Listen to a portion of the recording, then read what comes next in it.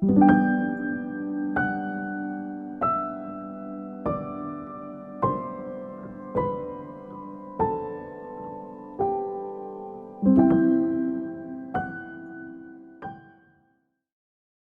청년대학부 수련회 같이 하나님의 말씀 살펴보고 또 하나님이 주시는 큰 은혜 또 사모하게 되어서 너무나 기쁩니다. 저는 서울 동작구 상도동에서 목회하는 정요석 목사입니다. 우리 청년대학부 연합수련회가 몇 년 전서부터 성경의 한 책을 정해서 하나님의 말씀을 집중적으로 살펴보는 형태로 진행되게 되어 이것도 참 좋은 형태다 이렇게 생각합니다. 올해는 코로나19를 인하여 대감염으로 하루만 수련회를 갖게 되었고, 그래서 성경 중에 가장 짧은 책에 속하는 유다서를 살펴보게 되었습니다. 그래서 유다서는 총 25절로 되어 있습니다. 그래서 하루 1시간에서 1시간 반 안에 이렇게 살펴보기에 아주 적당합니다. 또 제가 강사로 선정하게 된 큰 이유 중에 하나는 제가 자녀가 5입니다. 아마 이것 때문에 선정되지 않았나 생각합니다. 첫째가 이번에 대학 3학년을 마쳤고 딸입니다.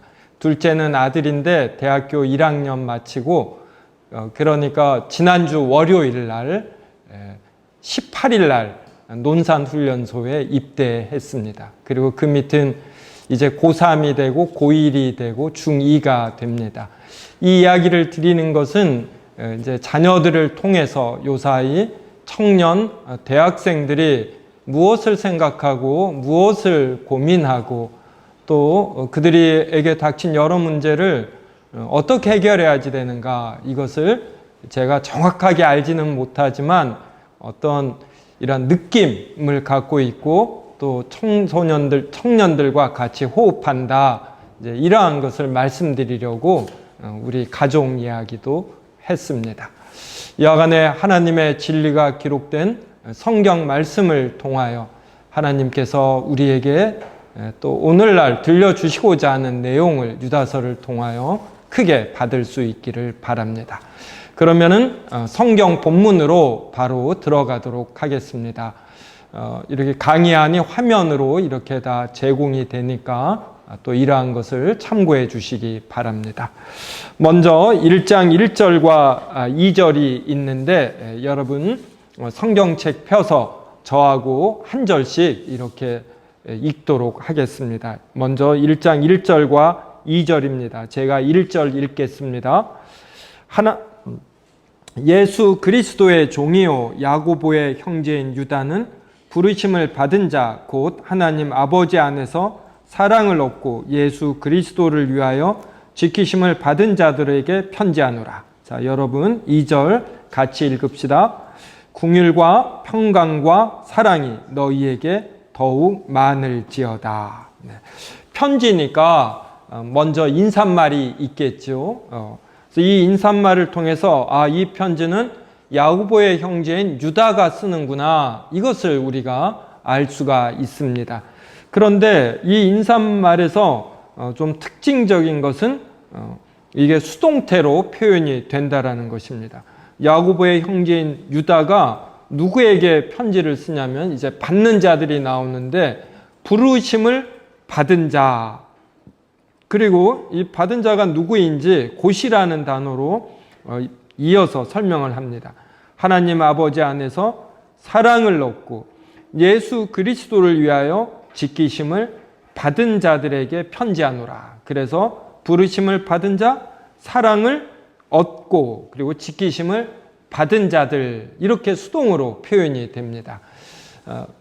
이제 제가 중학교 때까지 교회를 열심히 잘 다녔습니다. 그러다가 하나님이 믿어지지 않았어요. 그래서 10년간 교회를 떠나 있었습니다. 그리고 나서 27 청년 때 다시 부름을 이제 제가 받았어요. 저도 부름을 받았다 이렇게 수동으로 표현을 하네요. 그런데 그때 다시 교회에 나갈 때 저는 이렇게 생각했습니다. 내가 드디어 하나님을 알게 되었구나. 그리고 내가 이 교회를 다니기로 내가 이렇게 스스로 결정했다. 앞으로 신앙생활을 잘 해야지 되겠다. 이제 이러한 식으로 청년의 이 조별 모임에서 표현을 했고 또 그렇게 생각을 했습니다. 그런데 그 이후 신앙생활을 할수록 또 특히 신학교에 들어가서 신학 공부를 하고 또 인생을 그 이후에 계속해서 살면서 그때 27에 내가 하나님을 알게 된 건 정말 하나님께 부름을 받은 것입니다. 절대로 내 스스로의 결단과 의지 또 나의 관찰력으로 이렇게 분명히 결정한 면이 있는데 이제 그 이전에 하나님께서 저를 긍휼히 여겨주심 그리고 저를 불러주심 이러한 것이 있는 것입니다. 그래서 우리가 이러한 성경책을 볼 때 여기에 깔려있는 전제가 무엇인가 이것을 봐야지 됩니다. 여러분 똑같은 사안에 대해서 우리가 이제 정치로 이야기하면은 이해가 쉬운데 똑같은 정치적 사안에 대해서 여당과 야당의 대변인이 표현하는 거 보면 얼마나 다른지 모릅니다. 그래서 이 전제가 다른 것입니다. 대통령 기자회견에 관하여 여당은 칭찬으로 하고 야당은 이제 흠으로 이렇게 부정적으로 보니까 이런 거예요. 그래서 유다서를 볼 때도 가장 기본적으로 깔려있는 이 전제가 무엇인가 이게 중요합니다. 그래서 1장 1절에 벌써 이것이 표현이 되는 것이에요. 하나님은 이 세상을 창조하시고 이 세상을 이끄시는 창조자이시다. 그리고 우리 사람은 하나님에게 지음을 받은 피조물이다. 이것이 전제되어 있는 것입니다. 그래서 창조자이시고 섭리자이신 하나님에 비하면 우리 사람은 참으로 보잘것없는 피조물에 지나지 않는 것이에요. 이러한 것이 요사이 코로나19 바이러스로 인한 대감염을 통해서 잘 확인이 됩니다. 그동안 마스크 없이 우리가 사람들을 만난 것, 아무 부담 없이 식사할 수 있는 것, 같이 학교에 모여서 수업을 듣고 입사 시험을 볼 수 있는 것, 이것이 얼마나 이적인가, 하나님의 은혜인가 이러한 것을 깨닫는 것입니다. 그래서 이러한 것들을 전제로 하면서 지금 유다는 편지를 쓰고 있는 것입니다. 우리를 만드시고 우리를 이끄시는 하나님께서 나와 이 편지를 받는 너희를 불러주신 것이다. 너희는 부르심을 받은 자이다. 그래서 이러한 전제 속에서 이 편지를 보면은 그냥 1장 1절에서 부르심을 받은 자, 이 표현만 받아보아도 은혜가 되는 것이죠. 아, 나는 하나님의 이 사랑으로 내가 하나님의 부르심을 받았구나. 이 은혜를 받았으니 나는 얼마나 복된 자인가 이런 생각을 하는 것입니다. 또 하나님 아버지 안에서 사랑을 얻고 사랑을 얻었구나. 저는 이제 어머니께서 2년 반 전에 소천하셨는데 어머니께서 저를 얼마나 사랑해 주셨는지 모릅니다. 저도 이 사랑을 기억하며 제 자녀들을 사랑하고 이제 노력을 합니다.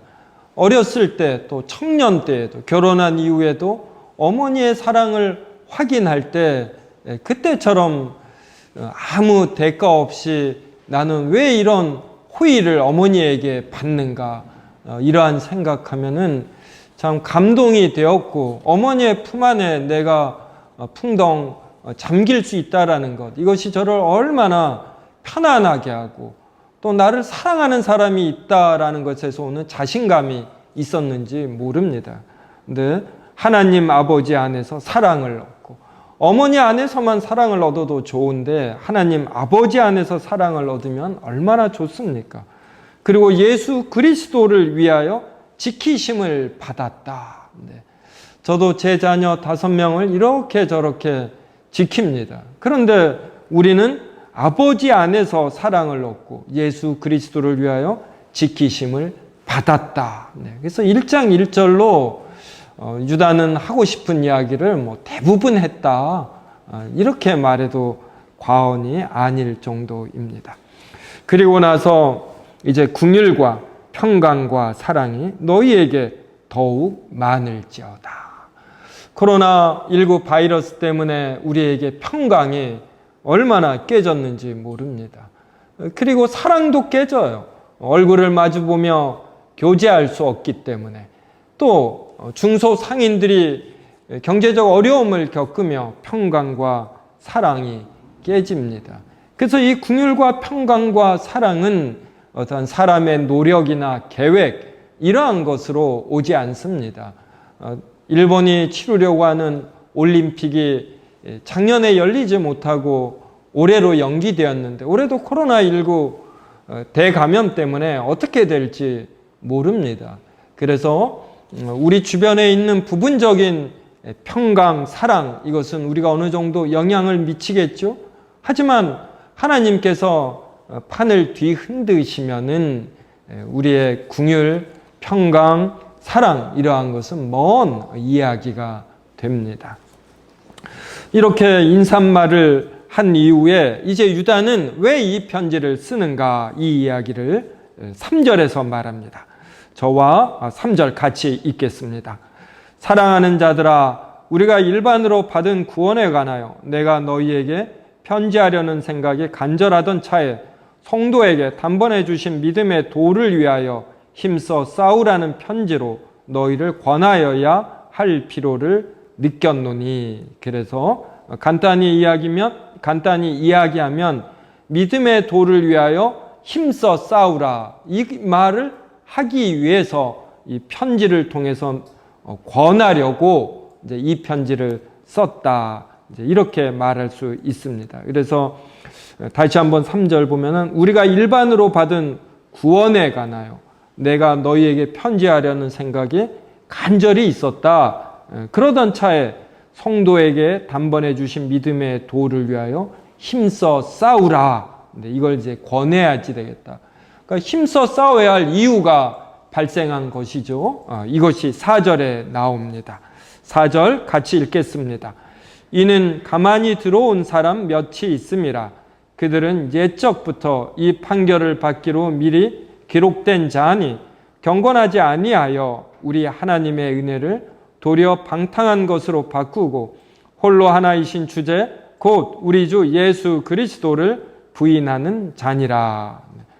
그래서 이 편지를 쓴 이유가 뭐냐면은 가만히 들어온 사람 몇이 있은 것입니다.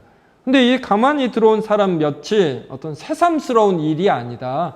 이러한 일은 어느 시대에 어디에나 있다.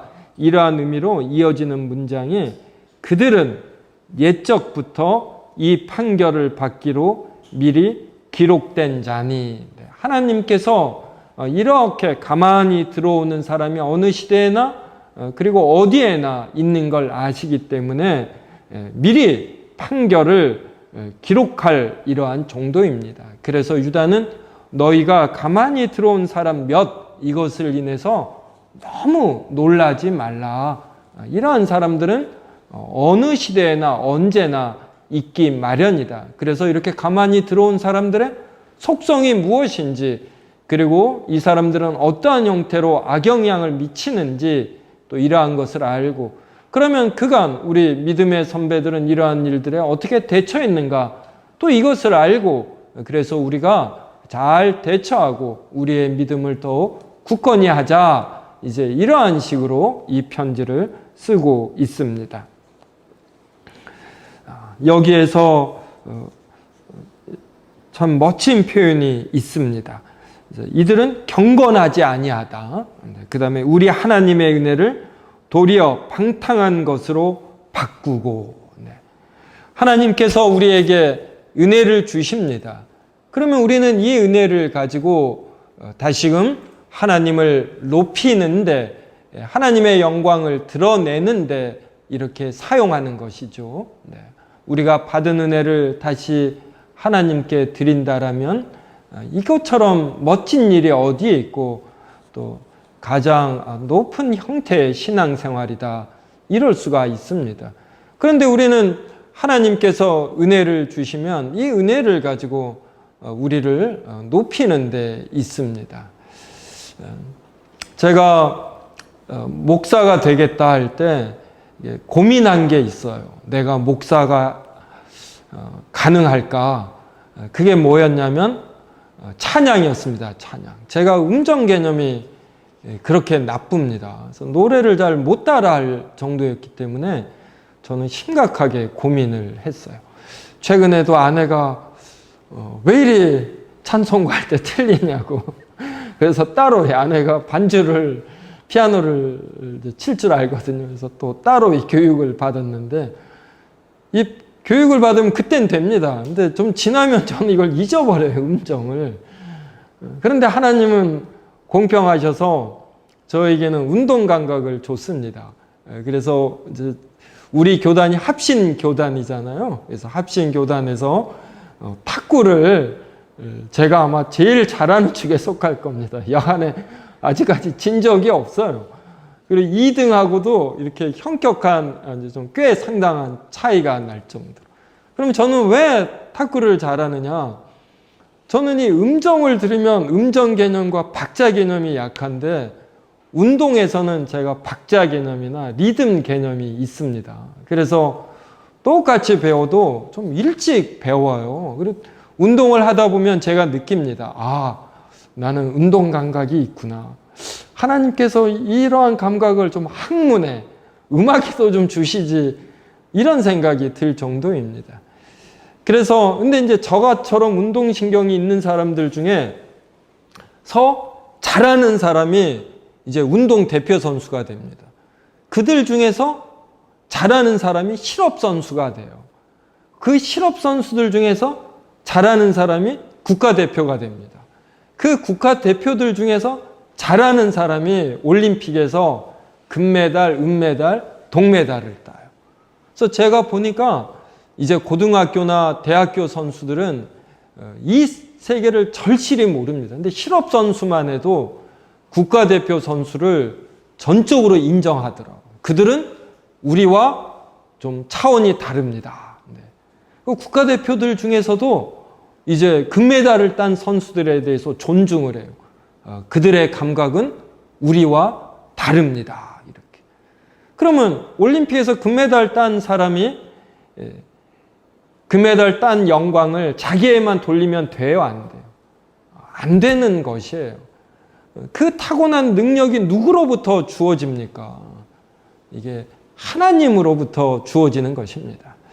오늘 점심 때 곰탕을 먹었습니다. 제가 지금 이렇게 강의할 수 있는 것, 또 저녁 식사를 맛있게 하고 강의할 수 있는 것, 이러한 것은 지금 이 위가 알아서 소화해 주기 때문에. 제가 지금 위를 음식물을 소화하려면 어떻게 강의가 됩니까? 또 심장은 알아서 피를 뿜어줍니다. 이 심장이 알아서 피를 뿜어주지 않는 거, 이걸 전문용어로 심장마비 그러지요. 그 심장마비를 통해서 심장이 작동되는 것이 하나님의 능력이고 은혜임을 깨달아요. 코로나19 바이러스 대감염을 통해서 전염병이 돌지 않는 것이 하나님의 은혜이고 능력임을 깨닫습니다. 이런 모든 것이 하나님의 은혜이고 능력인 것이에요.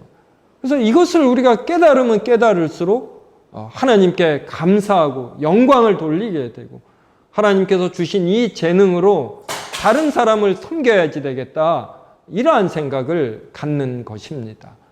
그런데 이러한 것을 알지 못하면은 이것을 이제 자기 자신의 영광을 높이게 됩니다.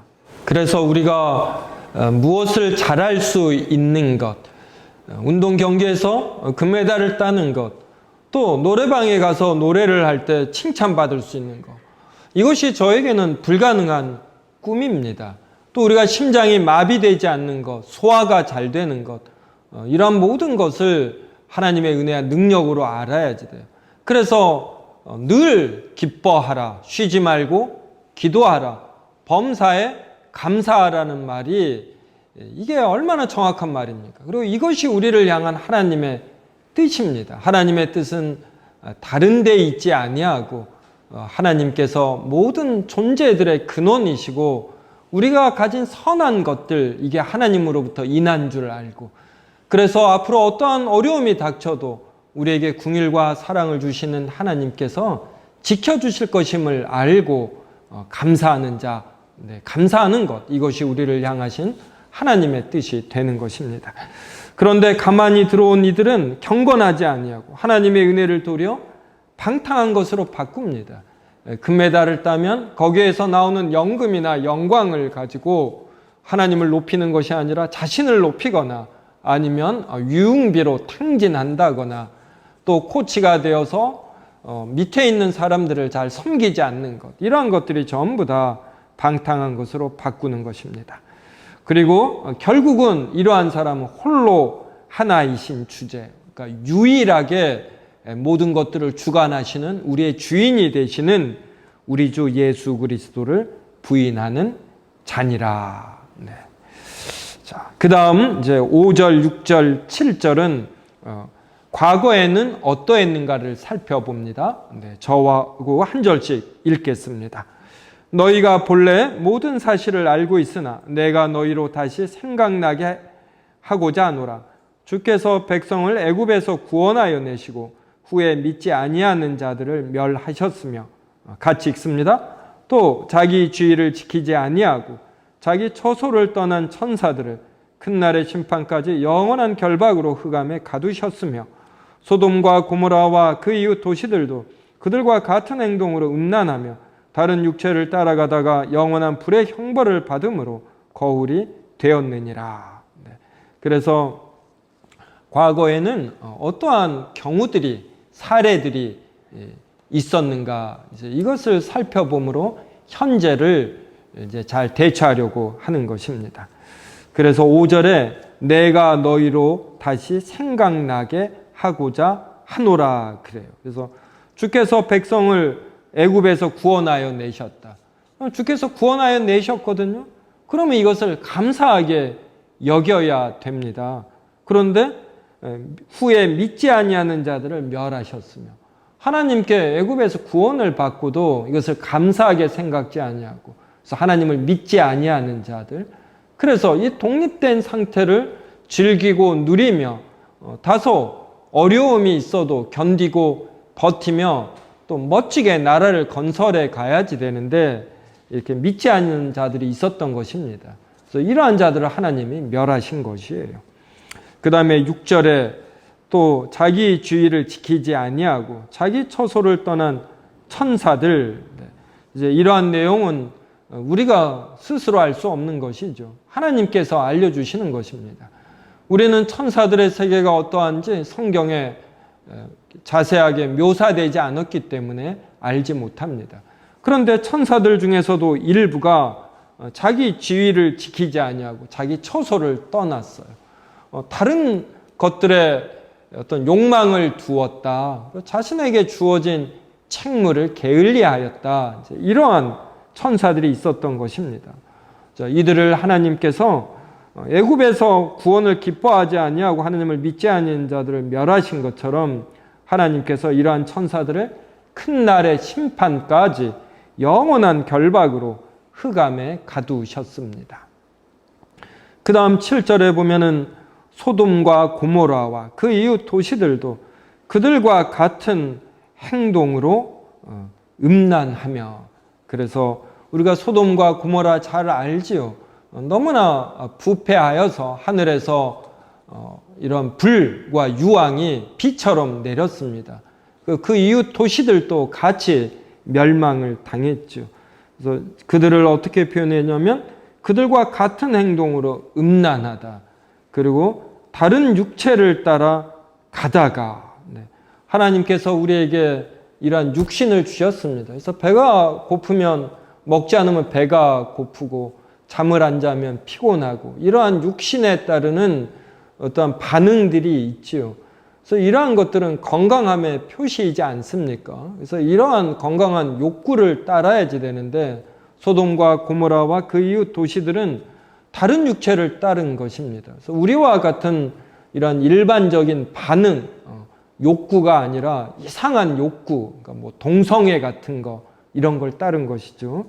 그래서 영원한 불의 형벌을 받음으로, 그래서 5절에서는 믿지 아니하는 자들을 멸하셨으며, 그 다음에 천사들을 영원한 결박으로 흑암에 가두셨으며, 그리고 소돔과 고모라 같은 경우는 영원한 불의 형벌을 받게 함으로. 그래서 이것이 무엇이 되었냐면 거울이 되었다 그럽니다. 그래서 5절에서는 내가 너희로 다시 생각나게 하고자 하노라. 그래서 생각나게 했습니다. 그래서 이제 이것을 보고서 거울로 삼으라, 이러한 이야기입니다. 자, 그리고 나서 이제 가만히 들어온 사람 몇이 있다라고 4절에서 이야기했는데, 이 가만히 들어온 사람 몇이 어떠한 형태로 행동했는가, 어떠한 유형들인가, 이거에 관하여 8절부터 10절까지 말합니다. 역시 한 절씩 읽겠습니다. 그러한데 꿈꾸는 이 사람들도 그와 같이 육체를 더럽히며 권위를 업신여기며 영광을 비방하는도다. 같이 읽습니다. 천사장 미가엘이 모세의 시체에 관하여 마귀와 다투어 변론할 때에 감히 비방하는 판결을 내리지 못하고 다만 말하되 주께서 너를 꾸짖으시기를 원하노라 하였거늘 이 사람들은 무엇이든지 그 알지 못하는 것을 비방하는도다. 또 그들은 이성 없는 짐승같이 본능으로 아는 그것으로 멸망하느니라. 그래서 8절에 보면은 자, 이 사람들도 그와 같이 육체를 더럽히며 이럽니다. 그래서 하나님께서 우리에게 주신 이 육신이 지니는 일반적인 어떤 자극과 반응, 그리고 건강한 욕구, 이것이 아니라 아주 변태적으로 이제 이것을 다른 육체 이랬어요. 또 육체를 더럽히며, 이렇게 성경은 표현을 합니다. 그래서 과거의 사람들 같이 육체를 더럽히며, 그러니까 지금 이제 유다서가 쓰여진 2000년 전만이 아니라 지금 이 시대에도, 그러니까 그때서부터 그 이후로도 계속해서 이와 같이 육체를 더럽히는 자들은 늘 있는 것입니다. 그래서 이러한 사람들을 보고서 우리가 너무 크게 놀랄 필요 없어요. 항상 이러한 자들은 있는 것이고, 그래서 이들이 틀렸다라는 분별력을 우리가 갖고, 그리고 이들이 주된 세력이 되지 아니하고, 이들의 건강하지 않은 욕구가 그냥 우리와 다른 것으로서 인정받지 않게 우리는 이러한 분별력을 특별히 교회에서 더욱 잘 가져야 합니다. 그리고 또 권위를 업신여깁니다. 권위. 이 권위는 하나님께서 또 이 세상을 다스려 갈 때에 어떤 권위자를 통하여 이 세상을 이끌어 가시지 않습니까? 아이들이 태어났습니다.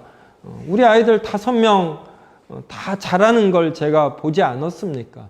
그들에게 부모가 얼마나 전적으로 필요한지 모릅니다. 그래서 부모를 권위자로 세워둡니다.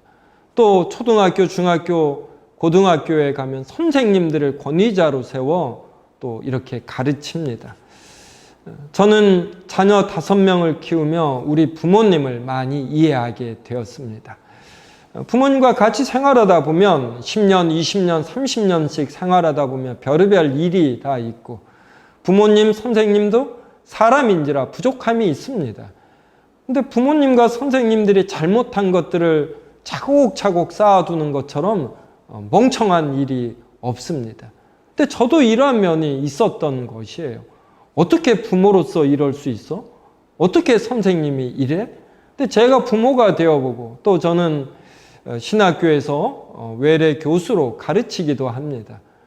또 교회에서는 목사로서 권위자가 되어 성도들을 가르칠 뿐만 아니라 또 여러 일들에 대해서 많은 경우 최종 의사 결정자로, 권위자로 서게 됩니다. 지금 생각해 보아도 제가 잘못한 권위의 사용들이 꽤 됩니다. 꽤 돼요. 얼마나 부끄러운지 몰라요. 이러다 보니 부모님이 이해가 되는 거예요. 또 제가 서운하게 생각한 선생님들이 이해하게 되고, 그래서 훌훌 다 이렇게 털어버리려고 하고, 털어버리면 털어버릴수록 제 속이 가벼워지며 얼마나 정서적으로도 건강한 자가 되는지 모릅니다. 근데 이렇게 하지 않을지라도 우리는 그래도 기본적으로 권위자에 대한 존중을 갖고 있습니다. 그래서 불만스럽고 또 동의가 되지 않아도 권위자의 말이니까 나보다는 옳을 것이다. 이렇게 하며 따르는 것입니다. 근데 이러한 자세가 많을수록 좋거든요. 그래서 권위자의 약점, 단점을 수용하면서 권위자를 잘 따르는 것. 이게 얼마나 중요한지 모릅니다. 그런데 이 가만히 들어온 자들은 그냥 권위자를 업수히 여기고 희롱하고 조롱하고 그럽니다. 그러면 이것은 권위자가 작동이 되면서 돌아가게 되어 있는 어떤 조직, 구조, 질서 이러한 것이 전부 다 깨진다라는 것입니다. 그래서 권위자가 존중되지 않으면은 단순히 그것으로 국한되지 아니하고 이 사회와 이 나라 전체가 깨지는 것입니다. 그래서 저는 식당에 가서도 종업원의 권위를 존중합니다. 그래서 어디에 가서든지 이렇게 세워진 이 권위자의 권위를 존중하고 이들의 경험과 전문적인 지식 이것을 제가 존중합니다. 그러면 얼마나 좋은지 몰라요. 권위자가 곳곳에 잘 서서 이 사회를 잘 이끌어가면 얼마나 좋습니까? 그러니까 기본적으로 이런 자세를 가지니까 어디를 가든 그래도 순종적이 되게 되고 권위자를 인정하면서 대하니 식당 종업원도 얼마나 좋아하는지 모릅니다. 근데 가만히 들어온 자들은 어디를 가나 이제 시비를 거는 것이에요. 네. 그 다음에 영광을 비방하는도다. 네. 누가 조금이라도 이룬 것, 이것을 격려하는 것, 이게 얼마나 중요합니까? 그리고 가치 있는 일이고, 모든 사람들은 존재하면 그 자체로 또 가치가 있는 것이에요. 이룬 이 결과물이 작을지라도 이것을 전적으로 이렇게 존중하면서 칭찬하고 격려하는 것, 이게 얼마나 중요합니까? 근데 가만히 들어온 자는 누가 영광받는 것, 이러한 것을 참지를 못합니다. 9절에 보면은 천사장 미가엘이 이제 모세의 시체에 관해서 이제 마귀와 다투어 변론할 일이 있은 것입니다. 그때 감히 비방하는 판결을 내리지 못하고 다만 뭐라고 말했냐면 주께서 너를 꾸짖으시기를 원하노라. 그러니까 천사장 미가엘 정도면 우리 사람들보다 더 높은 영적 지식이 있고 또 뛰어난 직관을 갖고 있습니다. 그런데도 천사장 미가엘은 막연한 직관으로 알게 된 것, 이것에 근거해서 논리를 전개하지 아니하고 그래서 감히 비방하는 판결을 이렇게 구체적으로 쓰지 않았어요. 그런데 이 마귀가 잘못한 거 이건 분명하거든요. 그래서 주께서 너를 꾸짖으시기를 원하도라 이렇게 말한 것입니다. 그러니까 천사장 미가엘이 얼마나 겸손한 자인가 이걸 말해줘요. 그래서 우리는 겸손을 우리나라 사람은 뭘 잘하면서도 그래서 한 2, 3분 후면 밝혀집니다. 그런데도 무조건 못한다 그러죠. 근데 이게 겸손이 아니라 자신이 아는 것을 아는 범주 내에서만 말하고 모르는 것을 인정하는 것. 내가 뭘 알게 된 것도 내 자신의 노력 이전에 하나님의 은혜와 능력으로 된 것임을 아는 것. 이런 게 겸손입니다. 그러니까 천사장 미가엘이 겸손한 자이다 할 수 있죠. 근데 가만히 들어온 사람은 어떠하냐면 다 아는 척 하는 거예요. 어떤 영광을 비방하고 권위를 업신여긴다라는 건 자기가 권위자처럼 잘할 수 있다. 그리고 당신들이 갖고 있는 영광은 아무것도 아니고 내 영광은 더 높다. 이제 이런 거거든요.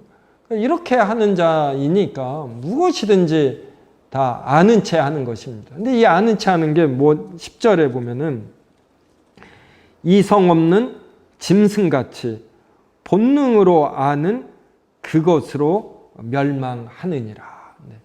짐승은 이성이 없습니다. 어떤 지정의, 진선미 이러한 개념을 몰라요. 마라톤 42.195 이거 왜 뛰냐? 이러면 할 말이 없습니다. 근데 사람이 인내하면서 짧은 시간 안에 이 거리를 뛰려고 하는 것, 이게 가치 있는 것이에요. 오케스트라 같은 걸 운영하려면 서울시에서 돈이 몇 천만 원, 몇 억이 듭니다.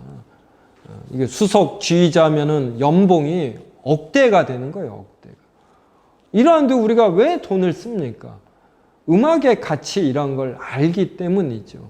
근데 동물들은 이런 게 없어요. 그래서 이성 없는 짐승같이 본능으로 아는 그것. 저는 동물의 세계를 좋아해서 내셔널 지오그래픽에 이 동물에 관한 걸 굉장히 많이 봅니다. 즐기고. 새집도 아주 다양한데 어떤 새는 풀 같은 것을 가지고 짖거든요. 그때 입으로 풀을 매듭을 짓는데 이게 굉장히 정교합니다. 놀라게 되거든요. 근데 이것은 본능으로 아는 그것이에요. 그래서 2000년 전이나 지금이나 새들은 똑같은 형태로 집을 짓습니다. 그래서 진보, 발달이 없어요.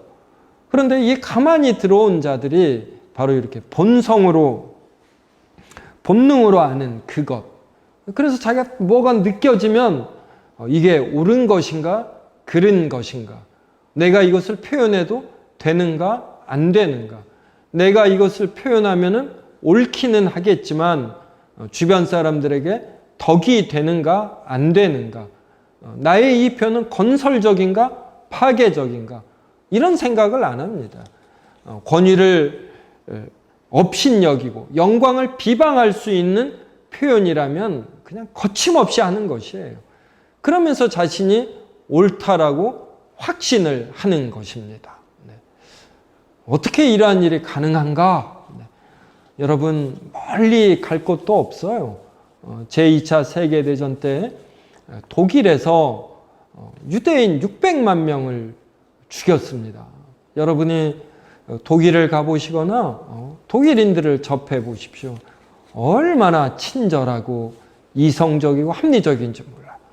저도 영국에서 제가 학부에서 경제학을, 석사를 토지경제학을 공부했습니다. 그래서 영국에서 토지경제학 공부했는데 이제 6명이 같이 한 아파트에 있어요. 일종의 그 기숙사인데 이제 6개의 방이 있고 주방은 공유합니다. 그때 독일에서 온 사람은 이 조미료서부터 이 두는 곳이 장소가 딱딱 정해져 있어요. 그 참 친절하고 합리적이고 그럽니다. 그런데 그렇게 모여 있는 사람들이 어느 한 시대에 그냥 이상해져 버리는 거예요. 600만 명을 죽이는 이러한 일들이 발생합니다. 여러분, 그래서 지금 이 8절, 9절, 10절 이러한 일이 먼 남의 일이 아니라 지금 이 시대에도 일어나고 이것이 집단적으로도 일어날 수 있는 것입니다. 그래서 여하간에 가만히 들어온 사람들, 이 꿈꾸는 이 사람들, 여기 8절에 보면 꿈꾸는 이 사람들 그랬어요. 이들은 그냥 꿈을 꿔요. 꿈을 꿨으면 그냥 꿈이다 그래야 되는데 이게 옳은 것으로 그냥 확신하고 밀어붙이는 겁니다. 그냥 불나방처럼 불 속에 뛰어드는 뭘 하다가 그냥 죽어도 죽을지도 모르는데 이제 이러한 자들입니다. 이러한 자들이 이러한 양태이고 언제든 이러한 일은 발생할 수 있습니다. 자, 이제 이렇게 하다가 이제 과거에 이렇게 꿈꾸는 사람들에 있었고 이제 이들이 이제 어떠한 또 행동들을 하는가, 그러다가 화를 당한 자들의 양태에 관하여 11절부터 16절까지 나옵니다. 저와 한 절씩 읽겠습니다. 화 있을진저 이 사람들이여 가인의 길에 행하였으며 삭슬 위하여 발람의 어그러진 길로 몰려갔으며 고라의 패역을 따라 멸망을 받았도다. 같이 읽습니다. 그들은 기탄 없이 너희와 함께 먹으니 너희의 예찬에 암초요 자기 몸만 기르는 목자요 바람에 불려가는 물 없는 구름이요 죽고 또 죽어 뿌리까지 뽑힌 열매 없는 가을나무요 자기 수치에 거품을 뿜는 바다의 거친 물결이요 영원히 예비된 캄캄한 흑암으로 돌아갈 유리하는 별들이라. 같이 읽습니다. 아담의 칠대서 내녹이 이 사람들에 대하여도 예언하여 이르되 보라 주께서 그 수만의 거룩한 자와 함께 임하셨나니 이는 뭇사람을 심판하사 모든 경건하지 않은 자가 경건하지 않게 행한 모든 경건하지 않은 일과 또 경건하지 않은 죄인들이 주를 거슬러 한 모든 완악한 말로 말미암아 그들을 정죄하려 하심이라 하였느니라. 같이 읽습니다. 이 사람들은 원망하는 자며 불만을 토하는 자며 그 정욕대로 행하는 자라. 그 입으로 자랑하는 말을 하며 이익을 위하여 아첨하느니라. 네. 자, 가만히 들어온 자들처럼 행하는 자들, 이들에 대해서 하나님이 응징하시죠. 그래서 이들이 이제 이러한 유형들이 어떤 유형이 있고 어떻게 벌받는가, 이제 이게 11절부터 나옵니다. 자, 화 있을진저 이 사람들이요. 네. 이러한 표현처럼 긴 시간 속에서 참 무섭고 그리고 또 정확한 말이 없어요. 이 사람들은 화를 당합니다. 네. 꼭 당하게 되어 있어요. 우리 눈에는 이게 느려 보이고 너무 약해 보이지만 절대로 그렇지 않고 하나님께서 긴 시간 속에서 이들의 행위 그대로 받게 하십니다. 여기서 가인의 길에 행하였다. 이거는 창세기 4장에 나오는 것처럼 가인과 아벨입니다. 그래서 가인은 하나님께 제사를 드릴 때 하나님의 창조주 되심과 자신의 주인 되심, 섭리자 되심 이런 걸 전적으로 인정하지 않고 외적인 행위로 제사를 드렸습니다. 그래서 하나님에게 질책을 받았어요. 동생은 진심으로 믿음으로 드려 칭찬을 받았습니다. 그럼 그때 여러분 우리 모두는 다 실수합니다. 저도 목사이고 또 집에서는 아빠이고 신학교에서는 외래 교수이고 등등하지만 이렇게 잘못을 많이 해요. 근데 잘못을 할 때 이걸 인정하는 거 이게 얼마나 중요한지 모릅니다. 누가 당신 잘못했습니다. 이럴 때 자존심을 내려놓고 이걸 인정하는 거. 그냥 순간적으로 좀 부끄럽고 창피당하면 돼요. 그러면 이렇게 평안해집니다. 그럼 가인도 하나님의 질책을 받을 때 이걸 받아들였어야지 돼요. 그런데 이제 얼굴에 울그락불그락 되고 왜 동생은 받고 나는 안 되는 거야. 이제 자존심이 상한 겁니다. 그래서 아벨을 죽여버려요. 이게 바로 가인의 길입니다. 그 다음에 삭슬 위하여 발람의 어그러진 길로 몰려갔으며 이 내용은 민수기 22장부터 24장에 그리고 베드로 후서 2장 15절과 16절에 언급이 됩니다. 발람은 선지자입니다. 선지자, 예언자 그러는데 이 예언자는 하나님의 말씀을 맡은 자예요. 여러분 예언할 때 이 예자가 예언자로 쓰일 때는 이 예자가 맡을 예입니다. 맡을 예. 그래서 우리가 저축 예금 그러잖아요. 우리가 돈을 은행에 주면은 이걸 은행에 맡아줍니다. 이걸 예금 그러잖아요. 그다음에 일기 예보할 때 이 예는 미리 예예요. 그래서 예언자는 미리 예가 아니라 맡을 예입니다. 그래서 하나님의 말씀을 맡아서 그대로 전하는 자예요. 근데 하나님의 말씀 중에는 미래 일에 관한 것이 있습니다. 그래서 하나님의 말씀을 맡은 예언자는 자연스럽게 미래의 일도 말하게 되거든요. 그래서 이 발람은 하나님이 주시는 말씀을 맡아서 이제 그대로 전하는데 그때 하나님의 영광을 위하여 그리고 하나님께서 하시고자 하는 일, 이 편에 서서 말씀을 전해야지 돼요. 근데 이 발람이 돈을 좋아했습니다. 그래서 이 하나님의 말씀을 하나님의 백성인 이스라엘 백성을 저주하는 데 사용하려고 한 것이에요. 그래서 그가 나귀를 타고 가는데 이 나귀가 이 앞에 하나님의 사자가 칼을 들고 이 발람을 죽이려고 서 있는 것입니다. 그래서 이 하나님의 사자를 피해서 이 담벼락 양쪽으로 왔다 갔다 한 거예요. 근데 이것을 발람은 영적 눈이 가려져서 하나님의 사자를 못 보고 지팡이로 나귀를 때렸습니다. 그러자 그때 하나님께서 나귀의 입을 터줬어요. 그래서 나귀가 말을 합니다. 제가 동물을 좋아하니까 개도 또 여러 번 키워봤거든요. 그래서 이렇게 키우다 보면 개와 내가 같은 걸 인식한다 이 느낌이 들 때가 있어요.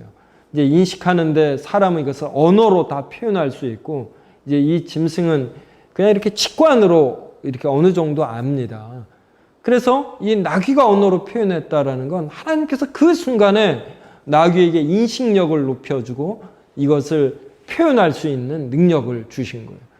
그러니 이 발람처럼 부끄러운 자가 어디 있습니까? 짐승에게, 나귀에게 질책을 당했으니까. 그래서 여기에 삭슬 위하여 발람의 어그러진 길로 몰려갔으며, 네. 그래서 이 돈을 좋아하는 것, 네. 참 이것도 돈 좋아하는 것도 고치기 힘들어요. 근데 이제 저도 쓰라린 경험을 통해서 돈을 좋아하는 거, 이게 때때로 좀 과한 욕심을 부리면 얼마나 부끄러운가. 또 하나님의 은혜로 이러한 일을 당하면서 앞으로는 그러지 말아야 되겠다. 이제 이렇게 좀 회개하게 됐습니다. 그런데 이 발람은 이걸 못 고쳤어요. 그래서 하나님에게 또 아주 응징을 받습니다. 그다음에 고라의 패역은 이것은 제가 이 밑에 적어놨어요. 민수기 16장 1절에서 3절, 저와 한 절씩 읽겠습니다. 레위의 증손 고앗의 손자 이스라엘의 아들 고라와 르우벤 자손 엘리압의 아들 다단과 아비람과 벨렛의 아들 온이 당을 짓고, 같이 읽습니다. 이스라엘 자손 총회에서 택함을 받은 자 곧 회중 가운데서 이름 있는 지휘관 250명과 함께 일어나서 모세를 거스르니라. 그들이 모여서 모세와 아론을 거슬러 그들에게 이르되 너희가 분수에 지나도다. 회중이 다 각각 거룩하고 여호와께서도 그들 중에 계시거늘 너희가 어찌하여 여호와의 총회 위에 스스로 높이느냐. 네. 이게 바로 권위를 더럽히는 자이고 영광을 비방하는 자입니다. 이 고라가 이 레위 모세와 아론 이제 이 등등이 이스라엘 백성을 지도자로서 이끌어가는 거, 이게 마음에 안 드는 거예요. 자신도 지도자가 되어서 이끌고 싶은 것입니다. 그래서 민수기 16장 2절에 보면은 회중 가운데서 이름 있는 지휘관 250명. 250명이면 엄청난 세력이 됩니다. 그래서 이들과 함께 일어나서 모세를 거스릅니다. 그래서 이 말이 참 거창해요. 모세와 아론을 거슬러서 이렇게 말해. 너희가 분수에 지나도다. 회중이 다 각각 거룩하다. 그러니까 회중도 너희들처럼 똑똑하다 이 말이에요. 그래서 여호와께서도 모세와 아론 너희에게만 있느냐? 회중에게도 있다. 그리고 우리 250명과 나에게도 있다 이 말이에요. 근데 너희가 어찌하여 여호와의 총회 위에 스스로 높이느냐? 하나님께서 선택하셔서 이스라엘 백성의 선지자와 제사장으로 모세와 아론을 삼아주신 것이지 절대로 스스로 높인 게 아닙니다. 그런데 이러한 식으로 고라가 사람들을 충동질하는 것이에요. 이게 사람입니다. 그러니까 여러분 절대로 이런 짓 하지 마셔요. 어떤 사람들 보면은 참지를 못해요. 자신의 존재감이 조금 약해지거나 꼭 자신이 드러나지 않으면. 그래서 누가 올바르게 잘해도 그 사람이 드러나고 자기는 존재감이 없으면 참지 못하는 이런 사람들이 있습니다. 이런 사람들은 꼭 작당을 해요. 당을 짓습니다. 그리고 꼭 판을 깨요. 그리고 지도자가 하는 일들 중에 실수하는 것, 잘못하는 것 있습니다. 이것은 그냥 감당하면서 이렇게 자신이 이 못한 부분을 감당하든지, 아니면 그냥 사람들이 모여 있으면 이 정도의 실수는 괜찮은 것이다 하면서 너그럽게 나아가고 협력해서 더 잘하면 됩니다. 근데 이것을 확대하고 그리고 우리들도 할 수 있다 뭐 이런 식으로 작당하고 판을 깨는 거, 뭐 요 사이도 이런 일이 참 비일비재하지 않습니까? 그래서 우리는 합리적인 이유를 찾아 이런 권위를 비방하는 거, 어떠한 단체의 질서를 깨트리는 거, 이런 거 하면 절대로 안 됩니다. 그래서 이들 모두가 땅이 갈라지고 그러면서 죽임을 당합니다. 그래서 이러한 민수기 16장 1절부터 3절에 있는 내용들은 우리가 어떻게 처신해야지 되는가, 우리가 권위자를 어떻게 대해야지 되는가, 이걸 말해줍니다. 우리가 권위자를 존중하며 그 단체가 잘 되기 위해서 누가 보지 않아도 묵묵히 열심히 일을 하면은 때가 되면 하나님이 다 높여주셔요. 그래서 하나님의 일하심을 믿는다면 우리가 어떤 단체에서 맡은 일을 묵묵하게 잘하는 것, 또 가정에서도 부모님에게 무엇을 해달라 이렇게 요구하기 이전에 내가 무엇을 할 수 있는가, 이러한 생각을 하는 것, 부모님의 약점이나 단점이나 부족함을 이렇게 잘 감당하는 것, 이러한 것이 얼마나 중요한지 모릅니다. 피는 못 속인다고 여러분의 부모님의 단점을 참 놀랍게도 여러분이 갖고 있기가 쉽습니다. 그래서 여러분이 결혼해서 자식을 낳으면 여러분이 부모님에게 불평불만한 거 그대로 자식들에게 듣습니다. 어떻게 아냐고요? 저를 보니까 제가 압니다. 그래서 참 자식 낳고 배우는 게 얼마나 많은지 몰라요, 여러분. 그래서 저처럼 나이 들어서 깨닫지 말고 이런 성경 말씀 보면서 다 깨달으시기 바랍니다. 그 다음에 12절에 보면 그들은 기탄 없이 너희와 함께 먹으니 너희의 애찬에 암초요. 또 이들은 이걸 뭐라 그래요? 넉살이 좋다 그러나요? 그래서 또 이렇게 거룩한 자들이나 또 스스럼 없이 또 다 어울립니다. 또 나름 분위기도 좋게 하고, 그런데 너희의 애찬에 암초요. 정말 이 장애물이 되는 겁니다. 식사를 하고 막 같이 교제하면서 사람들에게 신임을 얻어서 또 지도자가 되고, 그래서 교회의 중요한 가치, 어떤 단체의 중요한 가치를 이렇게 흐리게 만들고, 이런 자들이 꼭 있기 마련이에요. 그 다음에 자기 몸만 기르는 목자요. 목자는 양을 길러야지 되는데 자기만 먹는 겁니다. 그 다음에 바람에 불려가는 물 없는 구름이요. 자, 가뭄 때 구름이 몰려오면 사람들이 환호하지 않습니까? 근데 이 구름에 물이 없어요. 아주 가볍습니다. 그래서 구름이 쫙 몰려와서 이제 드디어 비가 온다. 그런데 바람이 조금만 부니까 다 이 구름이 몰려가 버려요. 죽고 또 죽어 뿌리까지 뽑힌 열매 없는 가을나무요. 제가 10몇 년 전에 사이판에 갔는데 그때 태풍을 2번인가 경험했어요. 아침에 일어났는데 태풍이 지나간 자리에 정말 나무들이 뿌리채 뽑혀 있는 걸 많이 봤습니다. 그래서 그때 제가 뿌리까지 뽑힌 나무를 보았고, 그다음에 여기는 열매 없는 가을나무래요. 가을이 되면 열매가 열려야지 됩니다. 여러분, 젊었을 때는 실수하는 것, 이게 용인이 됩니다. 젊었을 때의 실수도 대책 없이 아주 실수하고 이러면 안 돼요. 이제 이러한 사람은 계속해서 실수하기가 쉽습니다. 근데 실수를 해도 또 어느 상식선 내에서 열심히 하려다 실수하고, 또 이 실수에서 자신의 잘못을 알고 그 다음에는 고쳐 나가는 것, 이제 이런 것이 좋지요. 그래서 나이가 이제 60, 70, 또 뭐 50대 이렇게 이르면은 어떤 열매가 있어야지 돼요. 그래서 나이가 들어서도 50대, 60대, 70대가 되어서도 젊었을 때 실수를 하고 그리고 열매가 없다. 그럼 이건 부끄러운 것입니다. 그래서 이렇게 뿌리까지 뽑힌 열매 없는 가을나무란 바로 이러한 의미입니다. 그 다음에 자기 수치의 거품을 뿜는 바다에 거친 물결이요. 그래서 물결이 화려하고 기세가 등등한데 이렇게 수치의 거품, 이러한 것도 열매가 없다, 이런 것이죠. 영원히 예비된 캄캄한 흑암으로 돌아갈 유리하는 별들이다. 영원히, 잠시가 아니라 영원히, 그리고 캄캄한 흑암으로, 그러니까 아무것도 못한다, 뭐 이런 것이죠. 우리가 이렇게 영원히 예비된 캄캄한 흑암에 들어가면 참 얼마나 안 좋습니까?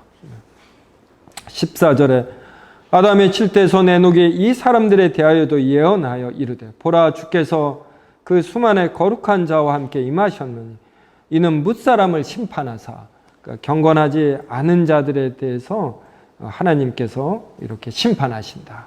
그래서 모든 경건하지 않은 자가 경건하지 않게 행한 모든 경건하지 않은 일과 또 경건하지 않은 죄인들이 주를 거슬러 한 모든 완악한 말로 말미암아 그들을 정죄하려 하심이라 하였노라. 네. 모든 경건하지 않은 일, 또 모든 완악한 말, 네. 이런 것들에 관하여 하나님은 이제 다 심판하십니다. 여러분 한글 프로그램이나 컴퓨터에 보면 이렇게 돌아가기 있잖아요. 네. 이렇게 기록에 다 남습니다. 요새 은행 거래를 인터넷으로 대부분 하고 또 카카오뱅크처럼 스마트폰을 통해서 하고 우리가 한 모든 금융거래가 은행의 메인 컴퓨터에다 기록이 됩니다. 우리가 한 모든 말, 이걸 지금 제가 하는 모든 말들이 이제 또 녹화 기능까지 있지 않습니까? 10년 후에도 제가 이것을 살펴볼 수가 있습니다. 이것처럼 하나님께서는 우리의 완악한 행위와 우리의 완악한 말, 이러한 것들을 다 기록하시는 것이에요. 그래서 우리는 흥분될 때나 내가 잘못된 정욕으로 무언가를 하고 싶을 때에 이제 가장 바람직한 것은 그것을 건강하게 잘 표현하는 것이고 또 그때 이렇게 틀린 행위에 대하여 하나님의 정확한 응징이 있구나, 이러한 생각하며 우리의 정욕과 혈기를 누그러뜨릴 줄 알아야지 됩니다. 내 지르는 것, 이게 좋지 않습니다. 그때야 시원하고 쿨해 보이죠. 그런데 반드시 응징이 따른다. 16절에 보세요. 이 사람들은 원망하는 자며 불만을 토하는 자며 그 정욕대로 행하는 자라. 그 입으로 자랑하는 말을 하며 이익을 위하여 아첨하느니라. 그래서 우리는 내가 무슨 말을 할 때 이게 아첨을 하려고 하는 것인지 아니면 진실을 말하려고 하는지 이렇게 생각해 봐야지 돼요. 그리고 내가 어떤 생각과 어떤 욕구가 있을 때 이게 원망하는 것인지 아니면 팩트를 잘 파악을 해서 개선점으로 긍정적 차원에서 말하는 것인지 살펴보고 또 불만을 토하는 것은 아닌지 또 이 정욕대로 지금 나에게 어떤 욕구가 있거든요. 근데 욕구를 다 내지르며 어떻게 삽니까? 그래서 이러한 식의 정욕을 분출시키려고 하는 것은 아닌지 이렇게 자기를 살펴보는 것입니다. 그럼 이것을 살펴보는 일이 이게 어디 말처럼 쉽습니까? 그래서 나는 어떻게 하면은 나를 좀 이렇게 절제시킬 수 있더라. 이걸 관찰해야지 돼요. 저 같은 경우는 이게 산책입니다. 30분, 1시간씩 산책하면서 이 생각을 정리하는 것이. 그래서 무슨 일을 결정하고 그럴 때 막 신나서 흥분해서 하면은 항상 부작용이 따르더라고요. 이게 평안이 올 때까지 기다립니다. 무엇을 제안하고 그럴 때도 내가 이 표현을 하면 상대방도 받아들이겠는가? 상대방도 위하고 나도 위하는 것은 무엇인가? 이게 떠오를 때까지 또 산책을 하는 것이에요. 그 다음에 기도하는 것입니다. 기도라는 것은 내가 하고 싶은 거, 이것을 해달라고 하는 거, 이게 기도가 아니에요. 내가 원하는 것, 이게 하나님의 뜻에 맞는가, 하나님의 말씀에 맞는가를 기도하면서 하나님께 분별을 구하고 나의 이 부족한 헤아림, 이것을 깨우쳐 달라고 성령께서 들려주시고 그래서 이제 성령님이 들려주시는 내용과 마음대로 정리가 됩니다. 이걸 간절히 간구하는 거예요. 그래서 또 저는 스트레스 받거나 일들이 있으면 저는 운동을 좋아합니다. 그래서 탁구 치러 갑니다. 가서 30분, 1시간 땀을 빼고 나면은 운동하기 전과 운동한 후가 달라요. 벌써 안정이 되고, 그래서 이렇게 운동과 산책과 그리고 기도합니다. 그다음에 제가 비록 노래는 잘 못하지만 노래를 또 좋아해요. 음악은 또 제가 엄청 좋아합니다. 그래서 유튜브 같은 거 통해서 7080 음악도 듣고 마무리는 또 찬양으로 하고 이러면서 안정하는 거예요. 안정하는 거. 또 저는 먹는 걸 좋아합니다. 저녁에 잘 때 아침에 먹을 거 생각하면 빨리 자고 싶은 거예요. 어제 저녁에도 얼마나 먹고 싶던지 아침에 일어나서 먹고 또 이 커피를 마시고 얼마나 이 평안이 옵니다. 평안이. 네, 그러한 때 결정하는 것이에요. 이렇게 해서 절제하면서 평안, 안정 가운데 무엇을 생각하는 것, 이러한 능력을 우리가 길러가야지 됩니다. 자, 미래의 일들, 이제 사도들의 말을 기억하라. 미래의 일들을 우리가 이제 어떻게 해야지 되는가? 자, 미래의 일들이 무엇인지 17절부터 19절 한 절씩 있습니다. 사랑하는 자들아, 너희는 우리 주 예수 그리스도의 사도들이 미리 한 말을 기억하라. 같이 읽습니다. 그들이 너희에게 말하기를 마지막 때에 자기의 경건하지 않은 정욕대로 행하며 조롱하는 자들이 있으리라 하였나니 이 사람들은 분열을 일으키는 자며 육에 속한 자며 성령이 없는 자니라. 자, 우리 주 예수 그리스도의 사도들이 미리 한 말이 있어요. 그래서 이것을 기억하라. 그게 뭐냐면 이 사도들이 너희에게 말하기를 마지막 때에 자기의 경건하지 않은 정욕대로 행한다. 그래서 요 사이는 이제 현대 사회는 전통 가치, 권위 이러한 것들이 많이 약화되고 다른 사람들에게 피해만 주지 아니하면은 이 욕구들이 다 인정이 되는 시대가 됐습니다. 이것이 이제 법률화까지 되면서 인정을 받으니까 옳고 그름의 분별력이 없어지고 남에게 피해만 안 주면 된다. 이제 이런 형태로 바뀌어 가요. 그런데 경건하지 않은 정욕대로 행하는 것입니다. 그래서 우리는 이러한 분별력을 가져야지 돼요. 성경의 근거에서. 그리고 조롱하는 자들. 이 조롱하는 자들은 야, 너희 주일날 뭘 그렇게 예배 드리느냐. 주일 또 예배 드릴 때 무슨 헌금을 그렇게 하냐. 11조 이거 웬만한 정기적금보다 더 많은데 너의 레저를 위하여 써라. 이렇게 맛있는 거 먹으며 여행하는 거 얼마나 좋느냐. 이런 식으로 이제 조롱을 하는 것입니다. 그런데 이 인간들은 분열을 일으키는 자며 그리고 육에 속한 자예요. 우리가 이 영에 속한 거, 짐승들이 오케스트라의 가치를 모릅니다. 그리고 그림의 가치를 몰라요. 그러듯이 이 자들은 영적인 가치를 모르는 것입니다. 하나님께 찬양하고 기도하고 그 성도들의 이 교제가 얼마나 가치 있는가를 모르는 것이에요. 그러니까 이들의 조롱을 우리는 그냥 가볍게 넘겨버리는 것입니다. 그리고 성령이 없는 자. 성령이 없으니까 맨날 육에 속한 이야기만 하는 것이죠. 그래서 이들과는 사회생활을 위해서 적당한 관계 설정은 하되 깊은 교제는 하지 않고 이 거룩한 것을 개와 돼지에게 던져주면 안 됩니다. 그러면 이들이 이것을 받아서 짓밟고 오히려 우리를 상하게 합니다. 자, 20절서부터는 이제 대처가 나옵니다. 그래서 20절부터 23절 한 절씩 읽겠습니다. 사랑하는 자들아, 너희는 너희의 지극히 거룩한 믿음 위에 자신을 세우며 성령으로 기도하며 같이 읽습니다. 하나님의 사랑 안에서 자신을 지키며 영생에 이르도록 우리 주 예수 그리스도의 긍휼을 기다리라. 어떤 의심하는 자들을 긍휼히 여기라. 같이 읽습니다. 또 어떤 자를 불에서 끌어내어 구원하라. 또 어떤 자를 그 육체로 더럽힌 옷까지도 미워하되 두려움으로 긍휼히 여기라. 참 유다가 얼마나 사랑이 풍성한지, 이것은 예수 그리스도로 말미암아 하나님의 사랑을 유다가 크게 받은 것입니다. 그러니까 어떤 영적인 것을 아니까 하나님께 사랑을 자기가 얼마나 많이 받은가를 알아요. 그러니까 이 편지 받는 사람에 대해서 17절도 사랑하는 자들아, 또 20절도 사랑하는 자들아, 이렇게 표현을 합니다. 너희는 너희의 지극히 거룩한 믿음 위에 너희가 하나님을 아는 것, 그래서 하나님이 주신 말씀대로 사는 것, 이것은 거룩한 믿음이다. 그래서 이 거룩한 믿음 위에 너희를 세우라.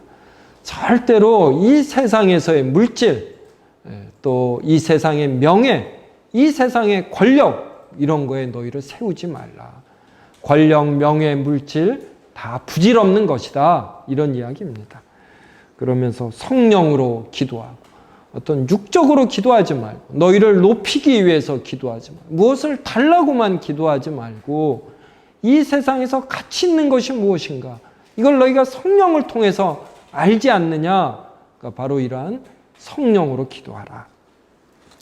21절에 하나님의 사랑 안에서 자신을 지키며, 너희가 하나님의 사랑을 받은 자이다. 그래서 영원한 하나님의 자녀가 되니까 그러한 엄청난 나라의 백성으로서 너희를 존귀히 알고 너희를 잘 지키라. 그래서 영생에 이르도록 우리 주 예수 그리스도의 긍휼을 기다리라. 그래서 우리는 이 땅에서의 삶이 아니에요. 그래서 사도 바울은 죽기를 소망했습니다. 이 세상 사람들은 개똥밭에 굴러도 이생이 좋다 그래요. 그래서 황천길 이런 거를 정말 가서는 안 될 길로 여깁니다. 그런데 우리는 이 땅만이 아니에요. 여러분, 사이버 세계에서 이 인터넷, 스마트폰으로 이루어지는 세계가 있지 않습니까? 그러듯이 이 세상은 이 땅만이 아니라 사이버 세계도 있고, 또 하나님께서 다스리는 하나님의 나라, 그리고 이곳에서는 영생이 있어요. 모든 것들은 조금씩 쇠하지 않습니까? 근데 예수 그리스도의 재림으로 주어지는 나라는 영원해요. 그래서 쇠하는 것도 없고, 그런데 또 지루함도 없어요. 매번 즐겁고, 저는 이제 노래도 잘하게 됩니다. 그 나라가 되면은. 얼마나 좋습니까? 그래서 이렇게 영생에 이르도록 우리 주 예수 그리스도의 긍휼을 기다리라. 그래서 어떤 의심하는 자들을 긍휼히 여기라. 완전히 하나님을 부인하지 않고 이렇게 의심하는 자가 있어요. 이들을 긍휼히 여겨서 우리와 같은 굳건한 믿음으로 인도하라. 또 23절에 또 어떤 자를 불에서 끌어내어 구원하라.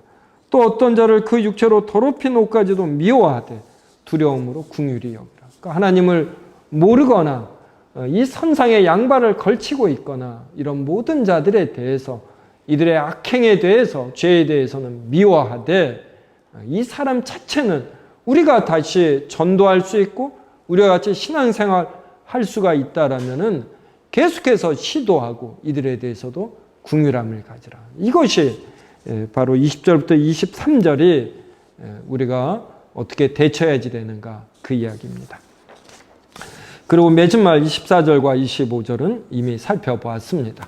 이제 마지막으로 이러한 유다서의 내용을 가지고 지금 이 시대를 어떻게 적용할 수 있겠는가, 한 적용의 한 예로서 바로 자기 결정권과 행복 추구권이라는 내용으로 살펴보겠습니다. 이것을 택한 것은 요사이 사람들이 우리의 어떤 그 주제 성구 있었죠. 10절, 유다서 1장 10절에 그들은 이성 없는 짐승같이 본능으로 하는 그것으로 멸망하느니라. 그런데 이 본능으로 아는 것, 이것이 옳다라고 주장해서 내가 스스로 결정할 수 있다. 그리고 내 스스로 행복을 추구할 수 있고, 나는 행복을 추구하는 이 자체로 인정받아야지 된다. 이게 현대의 흐름이거든요. 그래서 유다서 내용을 굉장히 반대하잖아요. 그래서 이러한 측면에서 이걸 택했습니다. 자, 그래서 유다서 적용의 한 예, 자기 결정권인데, 이 자기 결정권이 크게 인격권과 행복 추구권으로 나뉩니다. 이건 헌법 제10조의 제1항을 보면은 모든 국민은 인간으로서의 존엄과 가치를 가지며 행복을 추구할 권리를 가진다. 이제 이게 바로 이제 인권도 되고 인격권도 됩니다. 근데 여러분 한번 생각해 봐요. 우리가 인권을 강조하면은 동시에 강조되는 게 뭐냐면 동물권입니다. 네. 그렇겠죠. 근데 이 사람이 왜 가치가 있습니까? 우리가 이 인권을 배우는데 모든 국민은 인간으로서의 존엄과 가치를 가진다. 왜 인간으로서의 존엄과 가치를 갖죠? 인간은 왜 소중합니까? 이거에 대하여 가장 정확한 답을 성경만 해줍니다. 모든 사람은 하나님의 형상으로 지음을 받았거든요. 그래서 하나님의 형상이 담겼기 때문에 이렇게 소중한 것입니다. 그래서 우리는 나그네가 무엇을 먹을 것을 달라고 하면 하나님의 형상을 가진 자이기 때문에 그에게 기본적인 친절을 베풀고, 그리고 과부나 또 나그네나 가난한 자들도 하나님의 형상을 지닌 자로서 그 자체로 소중한 것입니다. 노인도.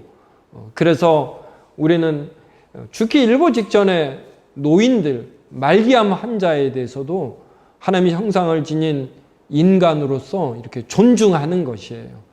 근데 이렇게 성경이 아니라 그냥 이성 없는 짐승이 본성으로 아는 이제 이러한 것으로 생각하면 왜 인간이 가치 있지? 그러면 처음에는 있는 것 같습니다.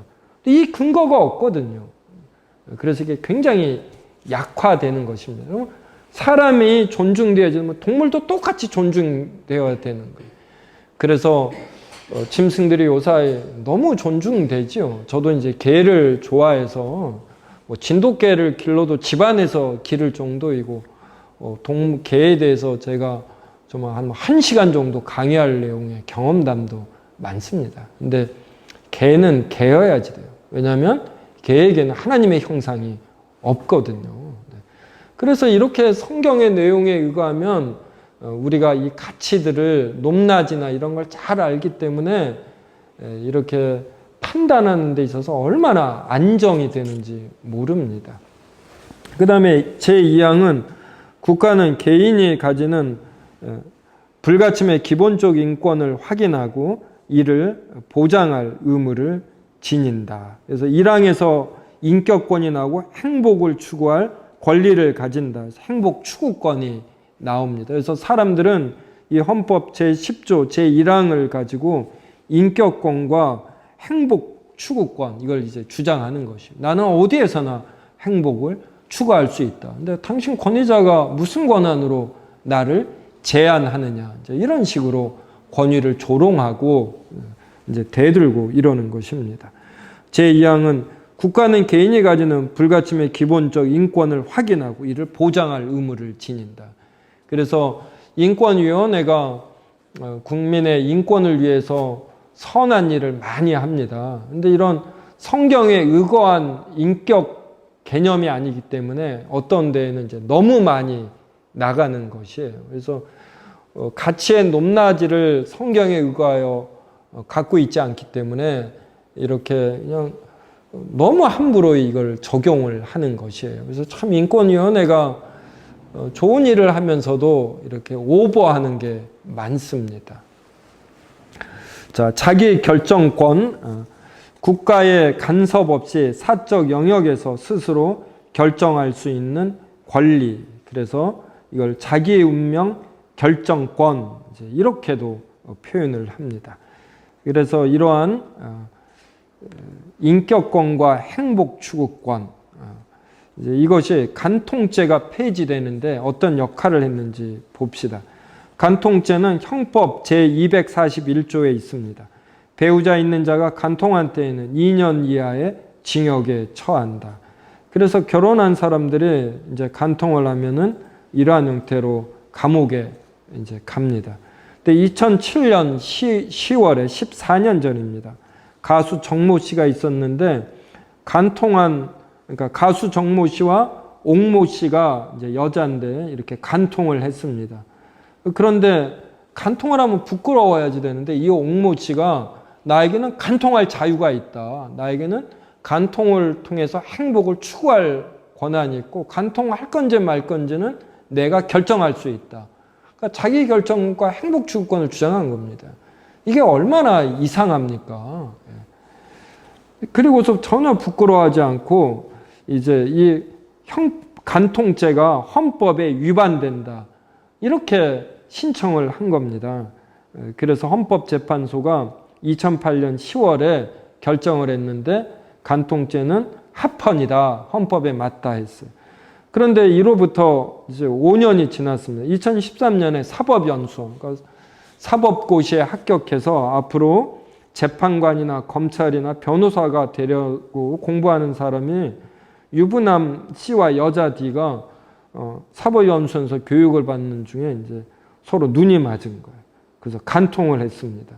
그래서 사법연수원이 법조인으로서 올바른 행위가 아니다. 그래서 파면과 정직을 시켰습니다. 그럼 이걸 부끄러워해야지 되잖아요. 그런데 이 간통죄가 헌법에 위배된다. 사법시험에 합격했으니까 얼마나 법지식이 있습니까? 그러니까 이 법지식을 가지고서 법의 정신을 추구하는 것이 아니라 법조안 가지고 이제 이렇게 행동을 하는 것입니다. 그랬더니 헌법재판소가 2015년 2월에 간통죄는 헌법상 보장되는 성적 자기결정권 및 사생활의 비밀과 자유를 제한한다라며 위헌 판결을 냈습니다. 그래서 이때부터 이 간통죄 형법 제241조가 없어진 것이에요. 자, 그래서 이 판결을 보면은 3번, 자, 결혼과 성에 관한 국민의 의식이 변화되고 성적 자기 결정권을 보다 중요시하는 인식이 확산됨에 따라 간통 행위에 대하여 이를 국가가 형벌로 다스리는 것이 적정한지에 대해서는 이제 더 이상 국민의 인식이 일치한다고 보기 어렵게 되었다. 또한 비록 비도덕적인 행위를 할지라도 본질적으로 개인의 사생활에 속하고 사회에 끼치는 해악이 그다지 크지 않거나 구체적 법익에 대한 명백한 침해가 없는 경우에는 국가 권력이 개입해서는 안 된다는 것이 현대 형법의 추세이고 이에 따라 전 세계적으로 간통죄는 폐지되고 있다. 혼인과 가정의 유지는 당사자의 자유로운 의지와 애정에 맡겨야지 형법을 통하여 타율적으로 강제될 수 없는 것이다. 그래서 과잉 금지 원칙에 위배되어 헌법에 위반된다고 결론한 겁니다. 그래서 지금은 간통해도 형법에 걸리지 않습니다. 그러면 과잉 금지 원칙은 무엇이냐? 헌법 제37조에 있는데 제1항은 국민의 자유와 권리는 헌법에 열거되지 아니한 이유로 경시되지 아니한다. 제2항 국민의 모든 자유와 권리는 국가안전보장 질서 유지 또는 공공복리를 위하여 필요한 경우에 한하여 법률로서 제한할 수 있으며 제한하는 경우에도 자유와 권리의 본질적인 내용을 침해할 수 없다. 이렇게 해서 뭐뭐 하지 말라 이렇게 너무 과잉되게 금지하면 안 된다 이런 것입니다. 그때 2명은 간통죄가 있어야지 된다라고 재판관이 결정했거든요. 그래서 이게 소수 의견인데 이렇게 말합니다. 간통죄의 폐지는 성도덕의 최소한의 한 축을 허물어뜨림으로써 우리 사회 전반에서 성도덕 의식의 하향화를 가져오고 간통에 대한 범죄의식을 없앰으로써 우리 사회에서 성도덕의 문란을 초래할 수 있으며 그 결과 혼인과 가족 공동체 해체를 촉진시킬 수 있다는 점에서 간통죄를 형사 처벌하도록 한 입법자의 판단이 자의적인 것이라고 보기는 어렵다. 근데 이런 의견을 가진 사람이 2명밖에 안 되는 것이에요. 그러니까 갈수록 우리 사회가 이제 이렇게 이제 본능적으로 아는 이성 없는 짐승처럼 이제 이렇게 변하는 것입니다. 낙태죄 형법이 제269조와 제270조에 있는데 이것도 헌법에 위배된다 해서 2019년 4월 11일에 위헌 판결이 났습니다. 그때 4명이 불합치했는데 내용이 이래요. 자기 결정권은 인간의 존엄성을 실현하기 위한 수단으로서 인간이 자신의 생활 영역에서 인격의 발현과 삶의 방식에 관한 근본적인 결정을 자율적으로 내릴 수 있는 권리다.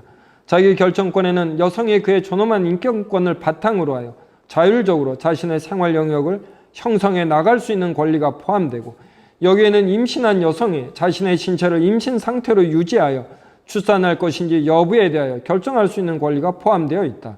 자기 낙태죄 조항은 모자 보건법이 정한 일정한 예외를 제외하고는 임신기간 전체를 통틀어 모든 낙태를 전면적 일률적으로 금지하고 이를 위반할 경우 형법을 부과하도록 정함으로써 임신한 여성에게 임신의 유지 출산을 강제하고 있으므로 임신한 여성의 자기결정권을 제한하고 있다. 3명은 이제 단순 위헌입니다. 임신 제1, 3분기에 이루어지는 안전한 낙태에 대하여조차 일률적 전면적으로 금지함으로써 과잉 금지 원칙을 위반하여 임신한 여성의 자기결정권을 침해한다. 이번에도 2명은 합헌으로 판결했어요. 출생 전에 생성 중인 생명을 헌법상 생명권의 보호 대상에서 제외한다면 생명권의 보호는 불완전한 곳에 그치고 말 것이므로 태아 역시 헌법상 생명권의 주체가 된다고 보아야 한다.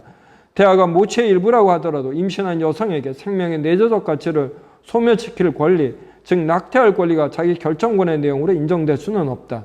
인간의 존엄을 실현하기 위한 국가의 과제를 이행하기 위하여 국가는 태아의 생명을 박탈하는 낙태를 금지할 수 있다. 형벌로서 낙태를 규제하고 있음에도 불구하고 여전히 낙태가 광범위하게 이루어지고 있는 현실을 감안하면 만일 낙태를 처벌하지 않거나 형벌보다 가벼운 제재를 할 경우 현재보다 낙태가 증가하여 태아의 생명권을 보호하고자 하는 입법 목적을 달성할 수 없게 될 가능성을 배제할 수 없다. 네. 참 이 합헌의 내용 이게 참 잘 표현하고 있지 않습니까? 근데 다수결로 결정이 되니까 이렇게 이제 위헌으로 이제 판정이 나버리는 것입니다. 그러면 앞으로의 시대는 어떻게 될 것인가 우리가 예상을 해보면 이제 상대주의입니다. 간통하면 안 된다. 이게 예전에는 당연했어요. 제가 고등학교를 그때는 남녀공학이 얼마 없었는데 제가 남녀공학을 졸업했습니다. 그때 남자애가 같은 여자애를 보고서 섹시하다 그랬어요. 그랬더니 여자들과 이 주변에 있는 사람들, 남자들도 이 말한 사람을 마구 비난했습니다. 어떻게 이렇게 모욕적인 언어를 쓰냐고. 그래서 저 때만 해도 청년회 때 섹시하다는 말은 이게 좋은 말이 아니었어요. 근데 지금은 이게 칭찬의 말이 됩니다. 그래서 이 이혼 같은 경우도 적었거든요. 근데 지금은 이렇게 변합니다. 그래서 10년, 20년마다 문화가 얼마나 빨리 바뀌는지 몰라요. 그래서 이렇게 간통, 이혼 이거에 대해서 일치된 의견과 정서가 있었는데 지금은 많이 약해졌어요. 그래서 상대주의, 개인주의, 불간섭입니다. 그래서 내가 낙태하는 거, 간통하는 거 이것 때문에 인해서 타인이 해를 받느냐? 아니라는 거예요. 그러면 스스로 결정할 수 있다. 이렇게 바뀝니다. 그리고 하나님의 형상으로 지음을 받은 이 태아, 태어나지 않았어도 이 태아는 하나님의 형상으로 지음을 받았거든요. 엄마의 뱃속에 있는 생명체도 생명체로 성경이 인정을 합니다. 이러한 가치가 없어지는 거예요. 그리고 이 낙태하는 여성이 이게 자기 결정할 수 있다 이거예요. 자기 행복을 위해서 이 태아의 생존권은 경시되는 겁니다. 그래서 도덕적 가치에 몰이해가 발생합니다. 그래서 얼마나 실용적인가, 타인에게 해를 안 주고 우리 사회의 경제적 이득 뭐 이러한 것에 큰 손상이 안 되면 다 용인되는 거예요. 그래서 너희들끼리 동호회나 카페 만들어서 다른 사람에게 피해 주지 말고 잘 하라. 그러면 문제가 안 되는 것입니다. 자, 물리적 피해가 없다면 뭐든지 괜찮다 이런 사회로 가요. 그래서 이제 법률적 사고, 그래서 전통 가치, 관습, 문화 이게 중요하지 않고 이젠 법입니다. 법이 무엇라고 하는가. 그래서 특히 젊은 사람일수록 이제 직장에서 불이익을 당하거나 뭐하거나 그러면 법조문을 봐요. 관습이나 문화로 해결하기보다. 그다음에 전통 가치가 몰락해서 반동성애, 권위를 존중하는 것, 그리고 가족주의, 결혼 이러한 것이 왜 결혼해야지 되느냐 이제 이렇게 바뀌는 겁니다. 성경에 의거하면 성인이 되면 부모를 떠나서 하나가 되는 것, 그래서 가정을 꾸미는 것, 자식을 낳아서 사랑으로 잘 기르는 것, 이게 얼마나 중요한지 모릅니다. 근데 이러한 것보다 이제 취직을 해서 자신의 능력이 인정받고 존재감이 높아지는 것, 결혼을 안 해도 되는 것, 이렇게 돼요. 결혼하면 왜 안 되는가? 이걸 설명하기가 이제 힘들어지는 것입니다. 저는 우리 집 아이들에게 대학 졸업과 동시에 결혼해서 결혼하라 이렇게 말합니다. 우리 자녀들이 얼마나 동의하는지 모르겠어요. 그런데 이렇게는 가르치고 있고 오늘 이 강의를 듣는 분들도 꼭 대학을 졸업해서 여자분 같은 경우가 직장 생활을 하는 거, 이게 꼭 성공적인 것은 아닙니다. 동시에 결혼해서 가정을 잘 꾸미는 거, 이게 성공이고 아주 중요한 가치와 덕목이 되는 것입니다. 자, 그래서 우리의 대처는 무엇인가? 내적 인식 원리 그랬는데, 자, 일반 사람들은 지성과 감성, 이성 없는 짐승같이 본성으로 아는 것, 이제 이러한 것으로 판단을 합니다. 그런데 우리는 이 믿음으로 판별을 하는 거예요. 이제 이걸 제가 설명하기 위해서 이제 간단히 하나 설명드리겠습니다. 제가 개를 좋아한다고 그랬잖아요. 그래서 개를 키웠는데 청년 시절에 동물의 세계를 봤습니다. TV에 사자가 초식 동물을 잡아먹고 있어요. 그래서 옆에 진돗개가 있길래 이제 사자를 우리 진돗개가 보면 어떤 반응이 보일까 궁금했습니다. 제가 매일 산책을 시켰습니다. 진돗개를. 고양이들을 정말 잡아 죽여요. 이 진돗개가 얼마나 용감하고 날쌔고 힘이 좋은지. 그래서 진돗개에게 사자를 봐라. 제가 이렇게 가리켰습니다. 그랬더니 이 진돗개가 어떻게 반응을 했냐면 사자를 보고서 오줌을 질질 싸거나 짖거나 그렇지 아니하고 제 손을 쳐다봤습니다. 그래서 나중에 알았는데 이 동물들은 우리와 DNA가 99%가 같다고 하는 침팬지까지도 이 가리키는 방향을 못 봅니다. 여러분, 이 가리키는 방향을 보는 거 이게 얼마나 쉽습니까? 근데 개에게는 이게 안 되는 것이에요. 이것처럼 사람도, 그러면 사람이 인식이, 판단력이 온전하냐 그러냐면 어떤 기억력의 한계라든지 집중력의 한계라든지, 그래서 보이스피싱과 같은 사기를 당하고 많은 이러한 한계가 있습니다. 근데 이 그리스도인에게는, 그러니까 동물에게는 이성이 없지요. 사람에게는 이성이 있어서 가리키는 방향을 볼 줄 압니다. 그 다음에 이 그리스도인에게는 믿음이 있어요. 믿음이. 그래서 예수 그리스도를 믿어라 그러면 자신이 죄인이고 예수 그리스도의 피로만 우리의 죄가 사해지고, 그러면서 죄로부터 사해짐을 받은 자들이 하나님의 나라에서 영원히 살 수 있다라는 이러한 판단이 있고, 진리는 본성으로 알 수 없고 하나님이 계시해 줘야지 되고, 이 계시하여 준 것이 성경에 기록되어 있다, 이런 걸 압니다. 그러니까 이러한 믿음으로 우리는 판별하는 거예요. 그래서 우리 청년 대학생 여러분은 절대로 여러분의 감성과 이성 이것으로만 하면 안 돼요. 그 위에 믿음으로. 하나님의 자녀는 어떻게 판결해야지 되는가? 이 믿음으로. 그래서 이 믿음이 있으면 비기독교인들은 천국을 봐라, 예수님을 믿으라 이렇게 가리키면 이 가리키는 방향을 보지 않고 이 손을 봐요. 그래서 예수를 믿느니 내 주먹을 믿겠다. 내가 예수를 왜 믿느냐? 요새 코로나19에 대처하는 교회들, 목사들 보면은 한심하기 짝이 없다. 이런 비판만 하는 것이에요. 이 가리키는 대상을 봐야지 되는데. 그래서 우리는 꼭 이 믿음. 그래서 절대로 이게 합리적이다, 이거로만 하면 안 돼요. 기독교인은. 여기에 믿음을 더해서 볼 줄 알아야지 됩니다. 그 다음에 여러분은 형법에 간통죄가 없어졌다고 해서 아주 기쁘게 간통을 하시겠습니까? 이성 없는 짐승처럼. 개들 보십시오. 우리 집 진돗개 순종이라서 교미를 할 때마다 이 돈을 줘야지 돼요. 또 이 순종과 하려면. 자식이나 새끼가 나면 또 족보를 만들어서 또 돈이 듭니다. 개 키우는데 돈이 얼마나 드는지. 근데 이 진돗개 이렇게 우리가 했는데 새끼 낳고, 우리가 단독주택이었는데 집 대문이 열린 틈에 빠져나가서 동네에 아주 볼품없는 똥개하고 붙었다고 동네 사람들이 말해줬습니다. 이게 얼마나 실망스러운 일입니까? 그렇다고 제가 회초리를 들고 진돗개를 혼낼 수 있어요? 없어요? 없습니다. 왜냐하면 진돗개에게는 순결 개념이 없어요. 일부 일처, 이게 왜 중요한지도 모릅니다. 그냥 하고 싶으면 합니다. 본능으로.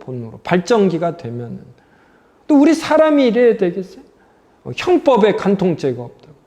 우리에게는 간통죄 형법에는 없어도 10계명에 있습니다. 7계명으로. 살인하지 말라. 6계명에 있고. 그래서 형법에 없어도 우리는 성경에 근거해서 성경이 무엇라고 말을. 그리고 살인이 뭐냐면 직접 죽이는 것만이 아니라 험한 말 하는 거, 기분을 강하게 상하게 하는 거, 모욕하는 거, 바보라고 놀리는 것, 이것도 다 살인이 되는 것이에요. 그래서 우리의 판단의 근거는 절대로 법률이 아닙니다. 법률. 그 이전에 성경이에요. 또 학문이 아니에요. 학문은 시대에 따라 변합니다. 네. 그리고 전통, 문화 이런 것을 존중하되 다 틀릴 수 있음을 알고 우리는 항상 성경으로 하는 것입니다. 그래서 내적 인식 원리는 지성, 감성이 아니라 믿음이다. 그리고 외적 인식 원리는 우리는 법률도 아니고 전통과 문화도 아니고 학문도 아니고 그 자신의 경험에 근거해도 안 됩니다. 그래서 여러분, 청년 대학생 여러분이 고등학교 열심히 다니고 공부 열심히 했으면 이 총체적 지식의 양이 웬만한 어른들보다 낮습니다.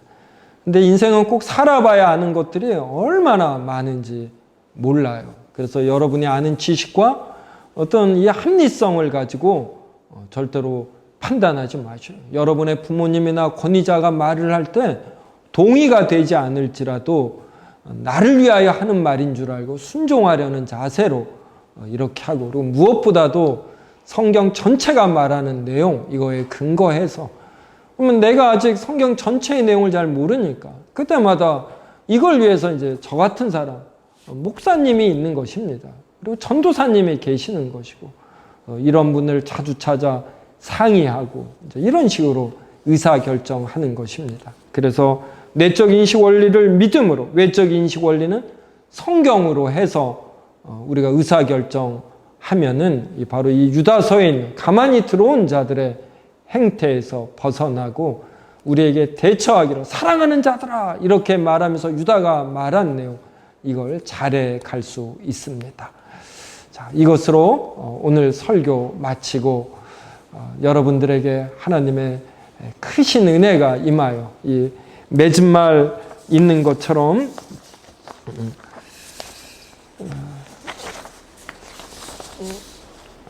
능히 너희를 보아사 거침이 없게 하시고 너희를 그 영광 앞에 흠이 없는 기쁨으로 서게 하실 곧 우리 구주 홀로 하나이신 하나님께 우리 주 예수 그리스도로 말미암아 영광과 유엄과 권력과 권세가 영원 전부터 이제와 영원토록 있을지어다.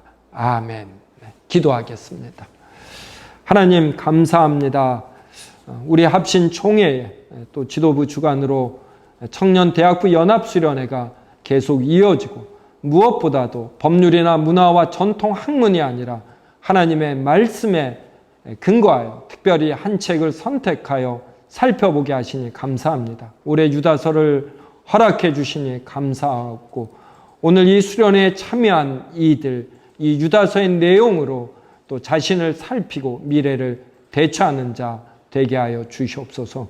자기의 결정권, 행복 추구권이 아니라, 우리 사람은 부족하여 스스로 결정할 수 없고 우리의 행복이 아니라 하나님의 진리에 의거하여 하나님의 영광을 추구하는 것이 바로 우리의 행복인 줄 깨닫게 하여 주시옵소서. 또 젊을 때 하나님의 말씀을 공부하고 하나님의 사랑 안에서 서로 교제하는 것이 얼마나 가치 있는가 알고, 또 교회 청년의 활동 누구보다도 열심히 하게 하여 주시옵소서. 유다서 마지막에 있는 축복의 내용이 오늘 이 수련회에 참여한 모든 이들에게 풍성히 임하게 하여 주시옵소서. 예수님의 이름으로 기도드리옵나이다. 아멘. 네, 감사합니다.